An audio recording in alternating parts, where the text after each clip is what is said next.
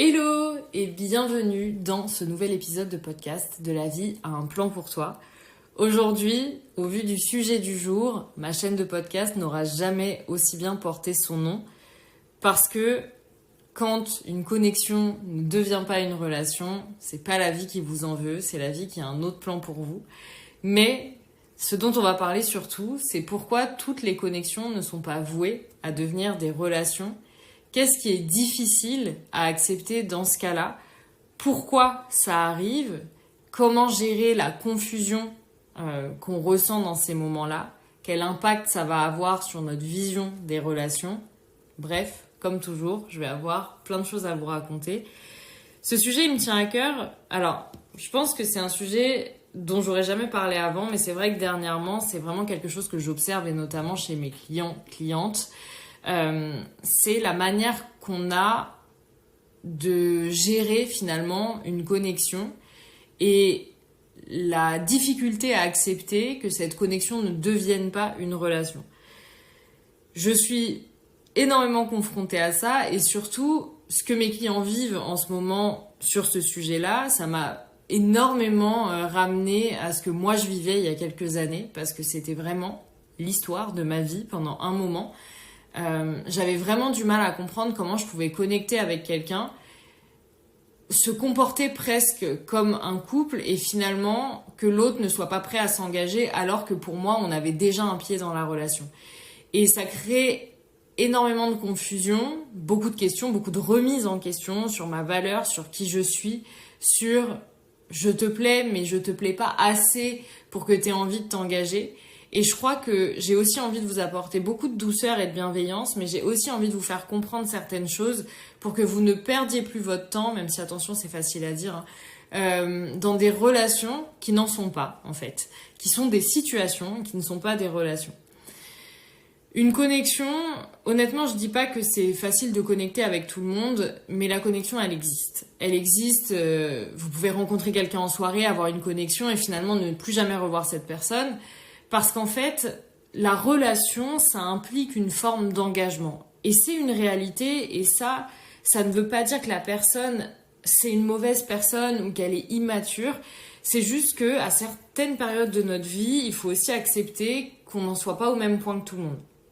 Et qu'au même titre que vous, à des périodes de votre vie, vous n'étiez peut-être pas prêt à vous engager dans une relation, et peut-être que vous l'avez toujours été. Je trouve que la difficulté, c'est vraiment d'aller accepter que l'autre n'en soit pas là. Maintenant, il y a toute cette autre partie, et je pense que c'est celle qui va faire le moins plaisir à entendre, mais elle est nécessaire aussi, c'est en fait pourquoi on force quand on sait que la personne, elle ne veut pas être en couple avec nous. Pourquoi je vous parle de ça? Parce qu'en fait, je souffre véritablement, parce que je suis empathique, et les gens qui me disent « Ouais, mais t'es coach, tu devrais pas prendre tout ça à cœur. » Je ne sais pas faire ça. Je souffre vraiment de voir de plus en plus d'hommes et de femmes que j'accompagne, que j'ai la chance d'accompagner, et où je me dis mais en fait à quel moment dans nos vies, et je m'inclus dedans parce qu'encore une fois je suis passée par là, on a cru bon de se rabaisser à tel point qu'on va se faire toute petite, taire nos besoins pour se conforter dans l'idée que oui, c'est juste une connexion qu'on veut et pas une relation. Et finalement, on va forcer dans une relation qui n'en sera jamais une, parce que l'autre est clair sur ses intentions, mais sous prétexte qu'on vit une connexion, on pense qu'on va pouvoir faire changer l'autre. Donc, la connexion, c'est un lien, c'est une forme de relation, et ça, je vais pas l'enlever. C'est-à-dire que je trouve aussi que dans cette société, on va nous dire « Ouais, mais tant que t'es pas en couple, ça vaut rien. » Alors, je nuance quand même dans le sens où je trouve que oui, il y a cette réalité-là. C'est soit t'es célibataire, soit t'es en couple. Mais entre les deux, il y a des connexions qui se font. Et même si ce ne sont pas des relations, ce sont des connexions qui ont quand même un impact sur votre vie, sur votre quotidien, le fait de discuter avec des personnes pendant des heures par message, on s'appelle, on se voit, on passe du bon temps ensemble, on est affectueux, etc. Et en fait, quand il y en a un des deux qui a envie de plus, bah on n'est plus sur la même longueur d'onde. Donc déjà, je vais revenir à un truc que je dis souvent, c'est justement pour vous préserver de ces situations-là que je vous invite vivement à poser vos limites dès le début d'une relation. Parce qu'en fait, on a beau dire, et les personnes me disent, mais Auria, moi je vais pas dire dès le début que je veux une relation sérieuse parce que je vais faire fuir l'autre. Peut-être, effectivement, et il y a des personnes que ça va faire fuir, parce que je ne dis pas que ça n'existe pas, il y a des personnes qui vont peut-être changer d'avis au fur et à mesure. Mais moi, étant donné que j'accompagne des personnes qui sont dans des blessures d'abandon très fortes, dans de la dépendance affective, mon rôle, c'est aussi de leur apprendre à se préserver. Pas à ne plus vivre, mais en fait, quand ça fait déjà 10 ans que tu vis les mêmes schémas relationnels, mon rôle, c'est aussi de t'apprendre à identifier ce qui n'est pas bon pour toi et ce qui peut t'éviter de ressentir ça. Donc, quand tu me racontes que t'es dans une relation qui n'en est pas vraiment une, que la personne, elle a été claire sur ses intentions, toi non, mais que tu t'es accommodé de ce que la personne voulait bien te donner, ben en fait, t'as aussi ta responsabilité sur la relation que tu es en train de vivre et probablement le mal-être que tu es en train de vivre. Donc ça, je sais, ça fait pas du tout plaisir à entendre. C'est la responsabilité en fait qu'on va avoir dans nos relations. La bonne nouvelle, c'est qu'on peut faire changer ça. C'est qu'on est aussi responsable de en fait, peut-être que je vais me protéger un petit peu de cette relation-là. Si la personne n'a pas du tout envie de s'engager, ça veut dire que je vais sûrement être confrontée à une situation comme celle-là où la personne va avoir peut-être plusieurs partenaires en même temps. Peut-être qu'au bout du compte, quand moi je vais avoir envie de lui présenter mes amis ou ma famille, ou que je vais avoir envie de partir en week-end avec, etc., en fait je vais me prendre un mur parce que la personne elle va me dire mais en fait on n'est pas du tout sur la même longueur d'onde. Donc c'est là que je vous montre l'importance de poser ses limites dès le départ. Parce que oui, ça va faire fuir des gens, mais en fait ça va faire fuir les personnes qui n'ont pas envie de la même chose que vous. Et je pense que c'est ça qui est important à retenir, c'est que quand vous faites fuir, et je mets des gros guillemets là-dessus, quelqu'un, c'est une personne qui n'a pas les mêmes intentions. Parce que je peux vous assurer que quand moi, j'ai commencé à poser mes limites en disant exactement ce que je voulais, quand les personnes en face voulaient la même chose que moi, en fait, elles restaient là, puisqu'elles recherchaient la même chose que moi. Et je trouve ça assez fou, mais pas dans le jugement, mais plus dans la fascination du fonctionnement de notre cerveau, la manière dont on va vouloir fuir nos propres émotions pour finalement s'accommoder de ce que veut bien une autre personne, alors qu'au fond, ça nous fait souffrir. Tout ça, ce qui se cache derrière ça, c'est la peur d'être seul. C'est le fait de se dire, oh là là, mais là, il y a quelqu'un qui me plaît, avec qui j'ai une connexion, c'est pas grave en fait, je préfère ça que rien du tout, donc je vais rester avec cette personne-là. Mais la réalité, c'est que ça fonctionne pendant quelques mois. Et quand ça devient trop pour vous, ça devient souffrant et anxiogène. Donc, c'est là la différence entre une connexion et une relation. Et en fait, c'est aussi vous qui allez poser votre définition sur la connexion et la relation. C'est qu'en fait, moi aussi, dans ma vie, j'ai rencontré des personnes avec qui j'avais une connexion extrêmement forte, qui m'a énormément déroutée. Et aujourd'hui, quand j'y pense, je me dis, ouais, c'était tellement fort que même encore aujourd'hui, je me dis, vraiment, j'ai du mal à comprendre pourquoi ça n'a pas été plus loin en fait. Tellement c'était intense et fort. Et aujourd'hui, avec ces personnes-là avec qui je peux être encore en contact, on va reconnaître l'intensité de la connexion. Mais en fait, on savait, au fond, moi j'étais dans ma dépendance affective, mais aujourd'hui avec le recul, je savais très bien que c'était voué à l'échec et que ça n'allait pas aller plus loin. N'empêche que ça a été souffrant. Pourquoi ? Parce que j'ai foncé quand même tête baissée. Bon, à ce moment-là, il y avait des circonstances particulières.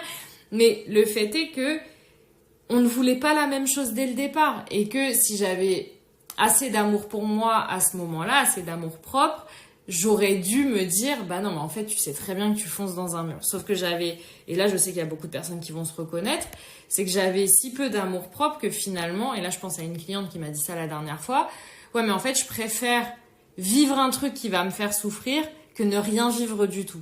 Et je me dis, mais à quel point on s'est délaissé, à quel point on a fait preuve de désamour pour soi quand on se dit, mais en fait, je préfère avoir mal que ne rien vivre du tout. Et je pense aux hyper indépendants qui ont préféré, eux, ne rien vivre plutôt que de souffrir. En fait, j'allais dire, il n'y a pas de bonne réponse, mais le tout, c'est de trouver un équilibre entre les deux. C'est que oui, Moi, demande à personne de se cloîtrer chez lui. C'est pas mon rôle en tant que coach. C'est bien sûr qu'il faut expérimenter. Et en plus, l'expérimentation, pour moi, c'est vraiment le cœur de la vie. Mais apprenons à vivre des expériences dans lesquelles on essaye au maximum de se préserver et on fonce pas dans un mur. Parce que même dans la mesure où vous rencontrez quelqu'un avec qui vous avez envie des mêmes choses, les mêmes valeurs, etc., vous décidez d'être dans une relation de couple, c'est pas garanti que vous allez être heureux toute votre vie. Et moi, je pense que c'est avec ça que je vis même dans ma relation. Aujourd'hui, tout se passe très bien, on est très heureux, on a envie des mêmes choses. Mais la réalité, c'est qu'on est très conscient, lui comme moi, que ça peut s'arrêter un jour. Et que sûrement on souffrira de ça. Mais, donc c'est pas s'empêcher de vivre non plus, mais c'est être vigilant et ne pas aller, ne pas plonger dans une relation qui, clairement, de base, est vouée à l'échec. Et c'est ce que je remarque, en fait. Donc, la connexion, oui, mais la relation, elle implique de l'engagement. La relation, elle va impliquer en fonction de vos besoins, en fonction de vos limites, parfois de l'exclusivité, parfois pas, hein, attention, une forme d'engagement, on se voit, on est à l'initiative de nos moments, on se présente à nos proches respectifs, on est vraiment partenaires dans nos vies, on vit les choses ensemble, on est une équipe. Enfin, après, chacun a sa définition de la relation, mais je veux dire, je pense que c'est important déjà de clarifier ce qui est important pour vous. C'est-à-dire que vous pouvez avoir une connexion avec quelqu'un, d'accord, et c'est génial, mais est-ce que c'est suffisant pour que vous vous sentiez heureux et épanoui? Et je pense que c'est là la clé, c'est est-ce que ce que je vis là, c'est épanouissant pour moi? Et la réponse souvent, c'est non. C'est pas suffisant. Bien sûr que j'aimerais plus. Et en fait, dans la mesure, mais même d'ailleurs, si vous êtes en couple et que vous écoutez ça, dans la mesure où vous êtes tous les jours en train de vous dire j'aimerais plus, c'est que vous n'êtes pas épanoui. Et là, vraiment, je vous parle en connaissance de cause. C'est en fait, il y a quand même un vide, il y a un manque qui est en train de se faire. Et au fond, ça ne changera pas, en fait. C'est-à-dire que s'il y a des choses qui sont pas naturelles pour vous et votre partenaire, bah, ce sera difficilement transformable. Ensuite, il y a autre chose dont je voulais vous parler, c'est d'être vraiment dans l'observation de votre mode de fonctionnement quand vous avez une connexion avec quelqu'un. C'est que ce que je remarque, en fait, c'est toutes les excuses qu'on va trouver à l'autre et se trouver à soi pour rester dans la relation. Alors, encore une fois, je blâme personne et mes clients pourraient en témoigner, même quand les personnes sont dans ces situations-là. Je ne vais jamais dire à mes clients quoi faire. Je ne vais certainement pas leur dire il faut arrêter cette connexion, il faut que tu arrêtes de le voir, etc. C'est pas du tout ma manière de travailler. Par contre, ce qui est important, c'est vraiment de se poser les bonnes questions. Et ensuite, une fois qu'on est en pleine conscience de ses actes, de ses besoins, de ses limites, là, il est important de prendre des décisions. Mais parfois, on n'est pas prêt à les prendre et c'est ok de ne pas être prêt à les prendre. Pourquoi je vous dis ça? Parce que, alors le but c'est pas de se trouver des excuses non plus, mais c'est que parfois la blessure est si grande que passer à l'action, ça semble insurmontable parce que on a l'impression que finalement la situation dans laquelle on est dans la douleur, c'est moins douloureux qu'être seul ou en tout cas de se séparer de la personne ou de mettre un terme à la relation. Mais le fait est que ce que je remarque, c'est la manière dont on a, encore une fois je me mets dans le même sac parce que j'ai été cette personne, on a une faculté déconcertante à forcer finalement la relation parce qu'il y a une connexion. Et en fait, on trouve des excuses à l'autre. Oui, mais là, il ou elle m'a pris dans ses bras. Oui, mais là, regarde, il s'est intéressé à moi. Et là, il m'a envoyé un message. Et là, il est venu rencontrer mes amis. Et là, il m'a présenté un tel. Mais en fait, est-ce que ça, c'est suffisant? En fait, un moment donné dans la vie, c'est-à-dire que si effectivement la personne avec qui vous avez cette connexion vous présente à un pote, c'est un moment donné dans la vie. Ça ne crée pas la durée de la relation. Et je pense que c'est important. Et il faut aussi comprendre que quand vous avez une connexion avec quelqu'un, si elle ne veut pas de relation avec vous, ça ne veut pas dire qu'elle ne tient pas à vous. Ça veut dire qu'elle ne veut pas aller plus loin avec vous. C'est tu me plais, mais tu ne me plais pas suffisamment pour que j'arrive à me projeter. Et ça n'a rien à voir avec votre valeur. C'est simplement que parfois, c'est même inexplicable, et je le vois avec mes clients. Parfois, c'est un peu inexplicable. C'est en fait, j'ai rencontré cette personne, je suis bien avec, j'adore passer du temps avec, c'est presque, il y a de la dépendance affective, donc il y a presque parfois un besoin, mais je n'arrive pas à me projeter. Et là, je me mets de l'autre côté, dans l'autre situation où peut-être vous êtes à cette place-là, où vous avez une connexion avec quelqu'un qui se comporte extrêmement bien avec vous, qui vous respecte, qui tient à vous, qui aime passer du temps avec vous, mais qui ne se projette pas avec vous. Et bien sûr que c'est douloureux, parce que je comprends parfaitement ça, qu'on se remette en question en se disant, mais en fait, qu'est-ce que je fais ou je ne fais pas pour que la personne n'arrive pas à se projeter avec moi? Et en fait, vous n'avez rien à faire, parce que cette personne, elle a choisi que vous ne lui correspondiez pas, en tout cas sur ce plan-là. Et je crois que c'est ça qu'on ne nous apprend pas. C'est le fait de ne pas être choisi pour la vie. Alors qu'en fait, être choisi pour la vie, c'est un vrai truc. Hein. C'est un vrai truc et c'est pas anodin. Et heureusement que tout le monde ne veut pas vous choisir pour la vie, quelque part. Parce que c'est quelque chose d'assez ouf. Alors que vous non plus, en fait. Vous non plus, vous n'avez pas à choisir toutes les connexions. Repensez aux connexions que vous avez eues dans votre vie. En fait, est-ce que vous auriez choisi toutes ces personnes pour la vie? Aujourd'hui, avec le recul. Ce qui se passe, et c'est là où je voulais en venir, c'est que très souvent, il y a une connexion. Que l'autre est très conscient que ça ne peut pas aller plus loin pour plein de raisons. Mais vous êtes tellement aveuglé par l'envie d'être en couple, l'envie forte d'être aimé, d'être dans une relation, d'être dans un truc simple, que vous allez vous y accrocher de toutes vos forces. Alors que ça ne fait pas tout.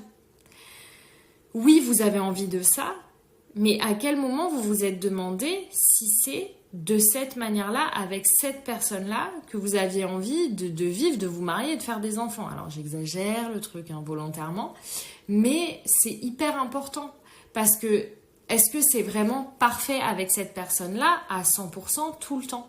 Et je crois que c'est ça qu'on oublie, et je vous dis ça parce que vraiment moi je regarde ma dernière relation et je me dis, je me projetais, mais si je suis très honnête, alors j'étais amoureuse de cette personne, je l'aimais profondément, mais quelque part, avec le recul, je me dis, mais j'étais déjà pas heureuse à 100% là, parce qu'il y avait des manques, parce qu'il y avait des choses dans lesquelles j'étais pas bien. Et enfin, j'aurais pas pu en fait tenir comme ça toute une vie. Je n'aurais pas pu. Mais mon envie que ça fonctionne, mon envie que ce soit lui, que j'avais pas envie de revivre une rupture, j'avais pas envie de souffrir, je voyais que par lui, donc c'était trop difficile d'imaginer que ce soit pas lui. Mais en fait, aujourd'hui, je comprends que j'étais pas heureuse. J'étais pas bien, j'étais tout le temps dans l'attente, je vivais une forme de frustration en espérant que la situation se débloque, alors qu'en fait, je n'étais pas heureuse. Et ça aurait dû être suffisant pour que la situation ou la relation se termine et que je n'ai pas à me projeter avec l'autre. Oui, il y avait une connexion, mais en fait, la relation n'était pas épanouissante pour moi. Elle l'était pour lui, mais pas pour moi. Et, enfin, en tout cas, je crois qu'elle l'était pour lui. En tout cas, c'est ce qu'il me disait. Mais elle ne l'était pas pour moi. Et ça, c'est important. La question, c'est, oui, ce que vous devez vous demander, la piste de réflexion, c'est, je vis une connexion avec cette personne. Ça se passe extrêmement bien. J'ai des sentiments, j'ai des papillons dans le ventre. Mais est-ce que la relation que cette personne m'offre aujourd'hui m'épanouit à 100%? Et pas elle m'épanouit à 100% quand je suis avec cette personne. Parce que ça aussi, ça crée de la confusion. C'est en fait, parfois on est tellement dans la frustration et dans l'attente que dès qu'on retrouve la personne, on a l'impression que c'est absolument extraordinaire. Mais est-ce que vous êtes épanoui aussi en dehors des moments où vous n'êtes pas tous les deux? Est-ce que vous êtes serein, sereine? Est-ce que vous vous sentez épanoui? Est-ce que vous vous sentez heureux? C'est ça en fait qu'il faut vous demander. Et c'est là toute la différence entre une connexion et une relation. C'est que la connexion, elle va être là tant que la personne elle est à vos côtés. Dans une relation, et ça ne veut pas dire que la relation elle est parfaite, qu'il n'y a pas de désaccord, etc. Attention. Est-ce que je suis serein, épanoui, tout le temps, à 100% dans ma relation? Et attention, avec les désaccords, avec les moments où on est un peu dans le creux de la vague. Mais est-ce que la relation m'épanouit? Est-ce que je me dis que je peux vivre avec cette personne tous les jours de ma vie et que je serai respectée, considérée? Est-ce que je me sentirai aimée? C'est ça, en fait, la vraie question. C'est pourquoi on force dans des connexions qui ne sont pas vouées à être des relations. Pourquoi je me persuade que cette personne est probablement l'amour de ma vie. Et en fait, ce que j'ai compris ces dernières années, cette dernière année notamment, c'est que on peut avoir plusieurs amours dans notre vie. Et que quand j'ai dit à mon ex que je considérais qu'il était l'amour de ma vie, je ne mentais pas à ce moment-là. Parce que c'était l'amour de ma vie à ce moment-là. Mais le fait est que on n'a pas su être heureux ensemble. Aujourd'hui, avec le recul, en étant dans une nouvelle relation, je comprends qu'en fait, je n'ai pas à persuader l'autre d'être en couple avec moi. Je n'ai pas à t'apprendre à m'aimer. Je n'ai pas à te dire, tu vois, moi, pour être heureuse, j'ai besoin de ça, ça, ça, et ça, tu le fais pas. Et d'être tout le temps dans l'attente et tout le temps dans la frustration. Ce n'est pas ça, une relation. Bien sûr que on apprend avec l'autre. Bien sûr qu'il ne peut pas tout deviner et qu'il y a des choses qui sont très évidentes pour l'autre qui ne le seront pas pour vous et inversement. Mais le fait est que déjà, de base, on a envie des mêmes choses, on a envie de partager les mêmes choses, on a envie du même engagement à la même hauteur. Et ça, c'est ce que vous méritez. Vous ne méritez pas d'être dans une relation qui en est à moitié une, dans laquelle vous n'êtes pas la priorité de l'autre, dans laquelle vous ne vous mettez pas au même plan et dans laquelle vous devez prouver à l'autre à quel point ce serait génial d'être dans une relation plus sérieuse et plus engageante, à quel point l'autre devrait être fier de vous présenter à ses amis. C'est ça en fait. Vous devez juste être dans une relation dans laquelle vous vous sentez bien, dans laquelle vous vous sentez serein, dans laquelle il n'y a pas cette relation toxique de qui prend le dessus sur l'autre, dans laquelle c'est équilibré. Et c'est exactement ça que vous méritez. C'est plus qu'une connexion, c'est une relation. Et je pense que dernièrement, en tout cas, ce que je lis, ce que je vois sur les réseaux, etc., et ça a une part de vérité, puisque c'est la vérité de certaines personnes, c'est qu'en fait, on néglige la relation, ce que peut être une relation, au profit de la connexion, alors que parfois ça ne nous correspond pas. Parfois oui, il y a des personnes qui adorent connecter avec des gens, qui adorent justement avoir soit plusieurs partenaires ou ou être dans quelque chose de très léger où il n'y a pas d'engagement et ça leur appartient et c'est totalement ok. Mais à quel moment on nous a fait croire que c'était ça la solution et pourquoi on force dans ce qui est une connexion pour que ça devienne une relation alors que ça ne va pas en devenir une. Donc je vais m'arrêter là-dessus et prenez le temps de réfléchir à ça. Bien sûr que ça peut être difficile à encaisser, de réaliser que finalement là où il y avait une connexion, il n'y aura pas forcément de relation. Mais la question c'est est-ce que vous êtes pleinement épanoui? Est-ce qu'avec cette personne vous êtes sur la même longueur d'onde? Est-ce que vous avez envie des mêmes choses au même moment, plus ou moins? Est-ce que vous arrivez à vous projeter? Et est-ce que cette personne arrive à se projeter avec vous? Parce que vous méritez d'être dans une relation dans laquelle l'autre sera sur la même longueur d'onde que vous et dans laquelle vous allez vous sentir, dans tous les cas et peu importe la nature de la relation ou de la connexion, aimé, considéré et respecté. Je vous laisse là-dessus. On se retrouve la semaine prochaine avec tout mon amour, comme toujours.